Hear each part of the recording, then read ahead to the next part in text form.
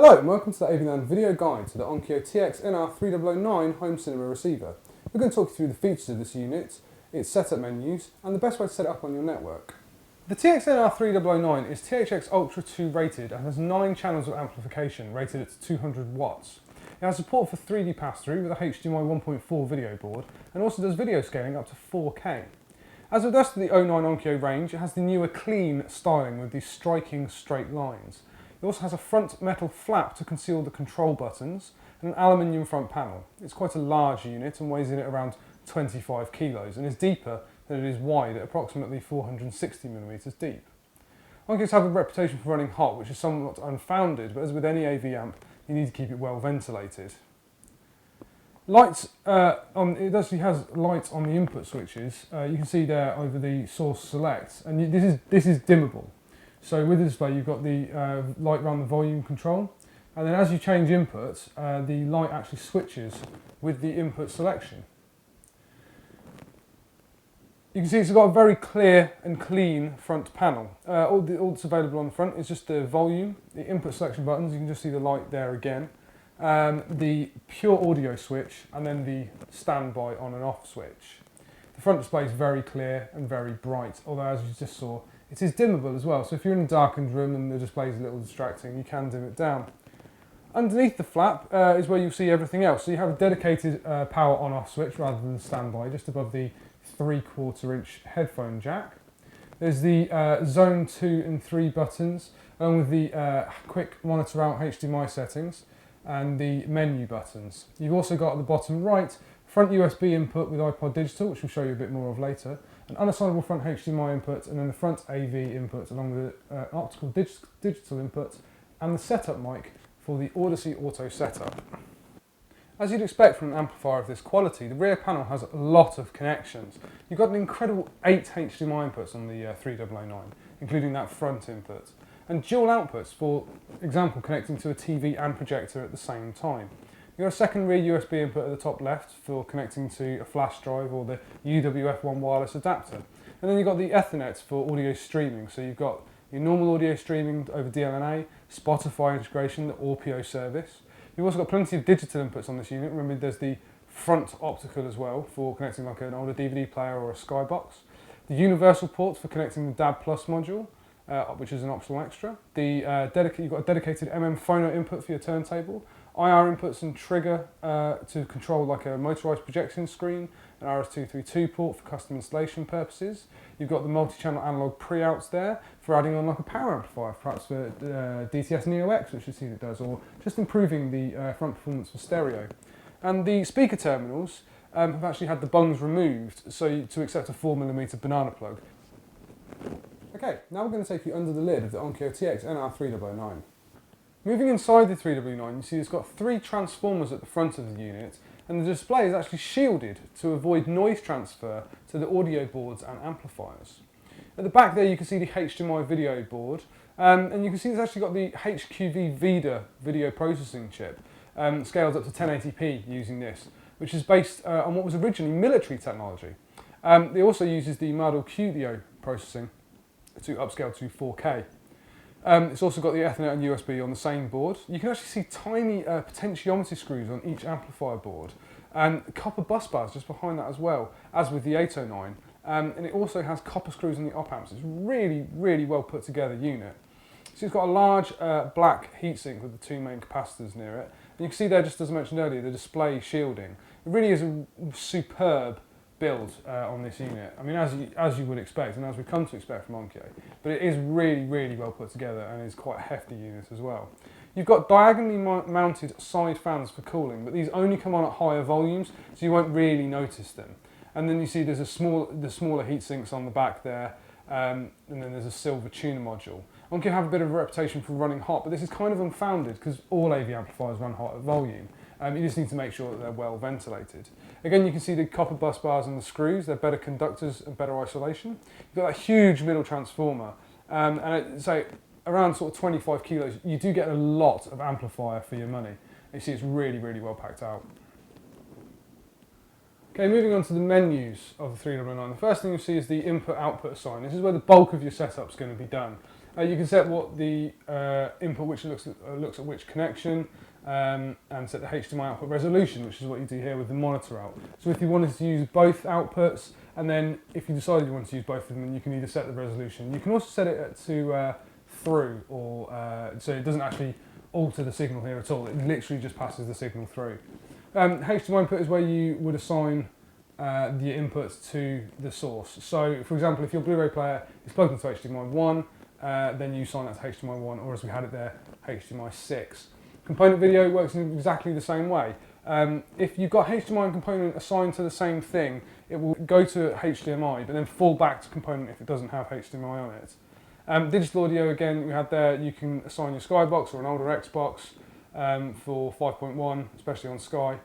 And then you have the analog, so setting your 7.1 input to specific sub-sensitivities and things like that. The speaker setup, so your settings is your impedance, your speaker type, so you bi-amping with your fronts, which is certainly what we recommend doing. And you've got 9 channels of amplification to play with here. So if you're not using, if you're only using a 5.1 system, you've got 4 other amplifiers you can play with. So you can set that up for having like another zone if you wanted to run another stereo system. Speaker configuration, how many subwoofers are you using, or are you using a subwoofer at all? And then the size of your speakers and the crossover points that they have, the crossover frequencies. So if you're smaller bookshelf speakers, or you've got some satellite speakers at the rear that only their frequency response drops off at about 80 Hertz, then you set it to that, and then they won't be sending, no more signal will be sent to those speakers. Or if they're a larger speaker, like a larger bookshelf or a floor standing speaker, you set them to full band. You can also set here the low pass filter of the LFE channel, which is for your subwoofer. How many surround back speakers you're using. So again, mentioned if you're using 7.1, 5.1, how you've got your system set up. And then at the bottom you've also got your subwoofer phase, and then if you're using double bass or not. So if you've got more bass coming through the subwoofer, it sort of sets it up for your front speakers there.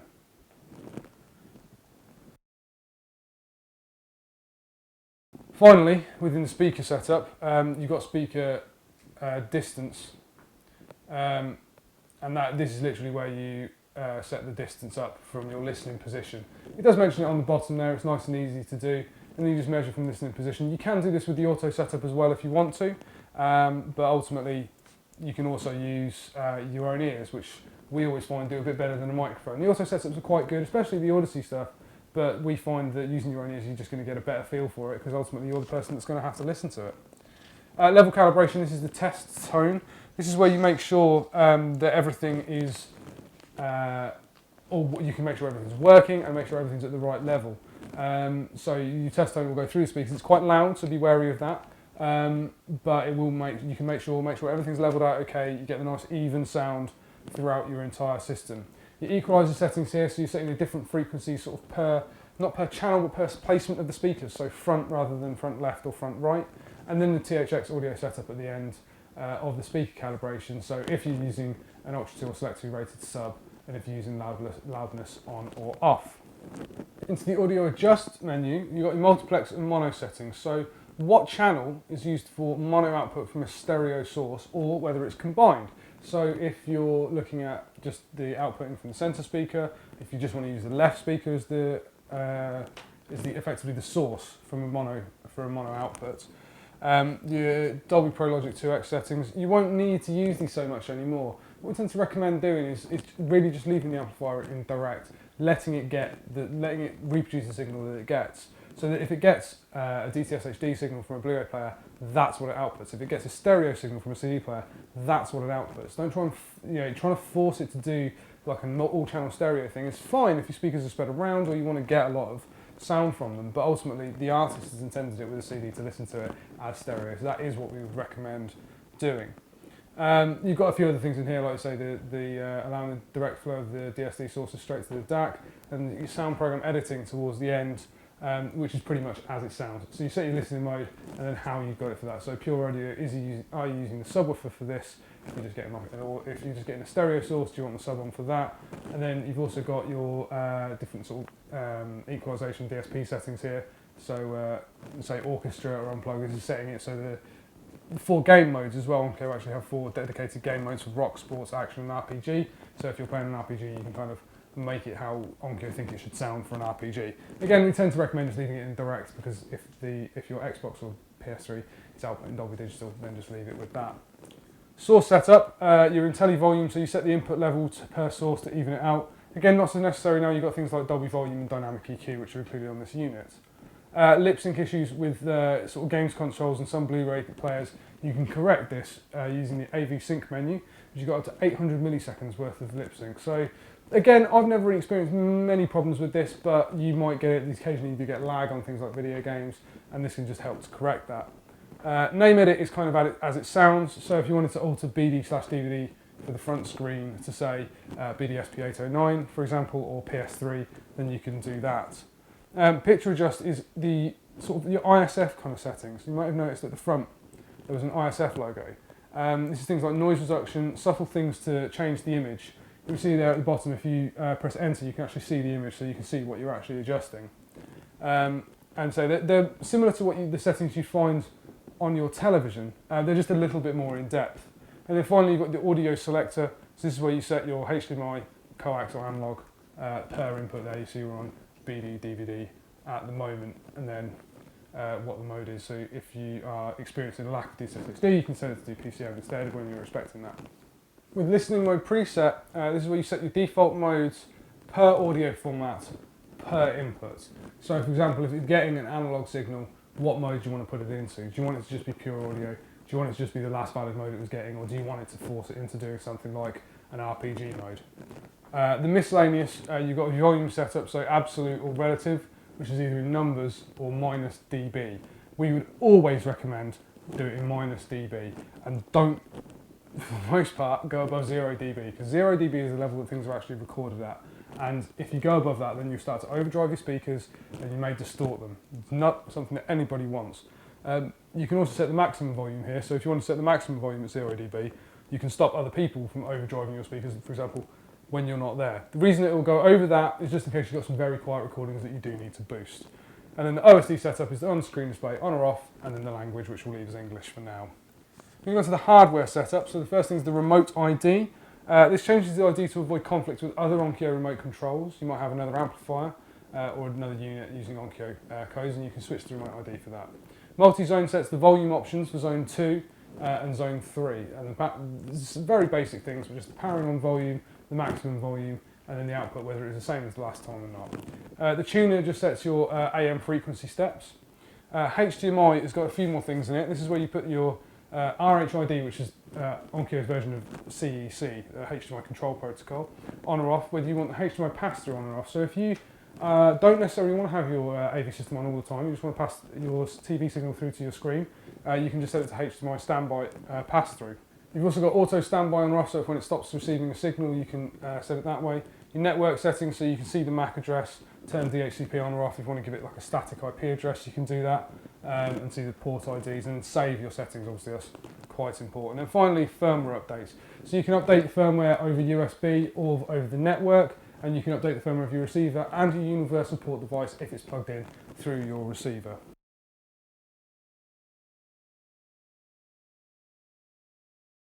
Okay, you've got the remote controller setup. So you can actually use the 3009 remote control to control other components in your system. There's a database of codes that are on the unit and online. And what you do is you go into it and you select the button you want to program, and then type the manufacturer into the so you've got brand, so we'll go with Philips for Philips televisions. You can see it comes up a list of everything it matches with. So we're going with Philips here. So then you select the model from the list. You can search the model number. So we'll do that. So let's go for say a 46-inch television. I think we're going to go for here. So you go 46, and then follow Philips naming convention. So the next one will be P. So 46P. Search for that. So only use the first 3 characters. And then it will go through and it will pull up anything it comes up with that it knows is a Philips and 46. So you see here it's got some of the 3s and the 7 series. If we use one of the older 9 series codes now, so that's the 46PP9501. And then it looks for the codes for that. And then you just follow the instructions on the screen.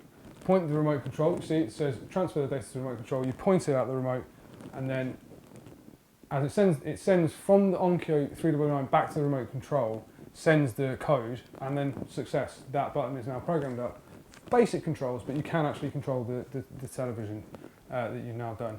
The activities button, so you've got 3 activities buttons there: movie, music and game, and you can just edit what the 3 activity buttons do. So power to the TV, power to the source, changing the source on the receiver. So for example, my movie, you might want to switch over to say BD, and it will do that, and it will turn on your BD player, and it will switch the source on the Onkyo.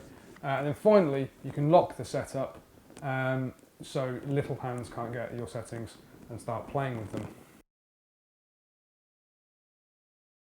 Moving on to the USB storage. This is using the USB to play back audio files. So you can view the files or the folders on both the on-screen display or on the front panel display. So you actually see both of them here. You see it's quite easy to navigate. It's exactly the same way you look through files or browse files on a PC. So you select the file and you press enter on the remote control and it starts playing. And it also comes up on the front panel, so if you don't want to turn on your display device, you can just do it that way. With using iPod Digital, you have to switch mode, otherwise you have to use the iPod to control it. Press the mode button on the remote control and then it becomes very much like the USB as well, except you've just got an iPod logo at the top. Again, you can navigate through the front panel. And you also get, so you press play, select your track, see it comes up on there, artist and the song, and after a few seconds, if you do want it, the TV on, the album artwork pops up in a few seconds. There we go. And then you can just navigate through the front panel if you don't want to use a TV, and it's a very easy way to browse all your music. Obviously, if you've got an iPod, it will charge it as well. The vTuner interface is your internet radio. This is really, really easy to use. You just go in by location, for example, we're in the United Kingdom. Go to country, BBC, select the station from there. You can see once you're connecting the buffer on the top right hand side. You can also see it on the front panel. And then you get, once it's loaded, you get to 100%, you get a little station ID, and then you get the station logo pop up as well. Setting the unit up for sharing, Windows sees the 3009, and then you can just accept or allow that way. You can also set it up via the Windows Media Player menus if you so choose, though on this video you'll see very shortly that it's actually greyed out because we've already done it. But you see, this is very simple to do. Go to your library, go to configure sharing, and then the 3009, it's got the tick next to it already. You can't hit allow because it's already been allowed to do it. You do this to access your files over the DLNA interface. You can also customise the settings if you do need to. But you see, it's quite easy to set up, and it's very, very easy to use as well. So again, the DLNA interface, very similar to using the USB interface. You can just browse music on your PC, but you're using the Onkyo on-screen menu, or as you see again, the album. You can see the albums or artists on the front display as well. You can organise, it organises them by alphabet. You just select your desired artist, which in this case is Arcade Fire, and select the file. And it's really easy to do this. I mean, it's a fantastic thing that you can just stream it all across there. And I do really enjoy streaming music to an Onkyo receiver. It's so easy to use. Spotify is something exclusive to Onkyo receivers. You need a Spotify premium account to access this, which I believe is about £10 a month. Obviously, this doesn't apply in regions where Spotify is unfortunately not available, like America. But you can browse your playlists, you can see what's new. Since we actually recorded the Spotify menus, the search function has been added. You also get your album artwork. It's very similar to using Spotify on a computer. So you go to what's new here, and obviously at the time of recording Lady Gaga was what was new. Spotify Premium also gives you access to higher bitrate tracks at sort of 320k. It can be a little bit slow to use, but this is really a minor criticism. And again, you can navigate by the front panel. Also, on the Onkyo receivers, they've had a firmware update that allows you to use the Orpeo free music streaming service, as well as, we skipped over there, the Last.fm. So, what's in the box? On the left-hand side, you can see there's the remote control. It's a really good remote control, great functionality. You've got the setup mic there for Odyssey. It's an Odyssey branded setup mic. You've got the AM and the FM aerial. Remember, you can get DAB on this unit via the optional UPDT1 universal port device. You've got some speaker cable stickers, which is nice to just identify speaker cables. It can be a bit fiddly from time to time. Obviously you get batteries for remote control, you get the power cable, and then you get the manual actually on a CD, which helps to save space. Obviously that's printing as well. Pros. The outstanding build quality of this unit. It is really, really well put together. Even at this price, it is astounding. You know, it's the copper bus bars and the copper screws on the op amps. The fact that it's, you know, it's a huge aluminium front panel on it. I love the fact that it's all covered up by that really discreet flap on the front. It really is just a really, really well put together bit of kit. It's got a huge array of features on it as well, so it's got all the networking functionality, it's got the Spotify integration, which is something exclusive to Onkyo. You can easily add in a DAB module to it, which is discreet as well. You've got THX rating, fantastic video scaling. It's a really, really well thought out bit of kit, and it's really easy to use as well. And finally, the remote control functionality. The fact that you can get your remote to control other bits of kit is really cool, and it's so easy to do and really, really well integrated. Cons, even at this price point, I can't think of a single thing to fault this unit on. It is absolutely fantastic, and it's a serious contender for anyone looking to replace their AV amp. Okay, thanks for watching. I hope you've enjoyed this video guide to the Onkyo TX-NR3009 home cinema receiver. If you'd like to see some more video reviews, look at the rest of the Onkyo range, or order this product from us, then please do visit our website, www.avland.co.uk. Thanks very much.